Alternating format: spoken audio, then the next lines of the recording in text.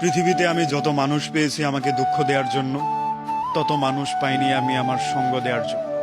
পৃথিবীতে আমি আমার ইচ্ছায় যত কিছু হারিয়েছি, ইচ্ছে করলে আমি তত কিছু পাইনি। মানুষ আমাকে যতবার দুঃখ দিয়ে কাঁদিয়েছে, ততবার উৎসাহ দিয়ে হাসায়নি। মানুষ কেন জানে দুঃখ দেওয়ার জন্যই সেরা, অভিনয়ের জন্য সেরা, শুধুমাত্র নিজের স্বার্থ হাসিলের জন্য সেরা। এই জিনিসগুলো থেকে বেরিয়ে গেলে যে কোনো একটা সম্পর্ক সুন্দর হয়ে ওঠে, ভালো হয়ে ওঠে, মধুময় হয়ে ওঠে।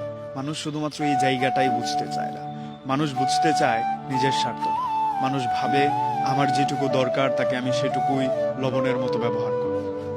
তাই দুঃখ দেওয়ার আগে আমাদের ভাবা উচিত আমাদের জীবন এইটুকু না যেটুকুতে একজন মানুষকে আমি দুঃখ দিলাম। জীবন আমার এইটুকু না যেটুকু একজন মানুষের কান্নায় আমি হেসে নিলাম। এই জিনিসগুলো উচিত না। আপনার আরেকটু বিস্তারিতভাবে চিন্তা করা উচিত। আমি যাকে কষ্ট দিলাম সেই কষ্টটাতে কতটুকু কষ্ট পেল। আমি যাকে আজকে কান্না করালাম সেই কান্নাটা তো আবার আমার জন্য ফিরে আসতে পারে। এই চিন্তাগুলো যখন আপনি করবেন, তখন আর মানুষকে আপনি দুঃখ দিতে পারবেন, কষ্ট দিতে পারবেন। আপনি তখনই ভালো থাকবেন যখন মানুষের রুহের আহ থেকে বেঁচে থাকতে পারবেন।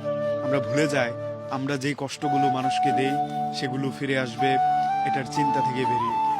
আসলে এই চিন্তাটাই করার কোনো সুযোগ নেই। আজকে আপনি মানুষের সাথে যা যা করবেন, কালকে প্রকৃতি আপনাকে তাই ফেরত দেবে।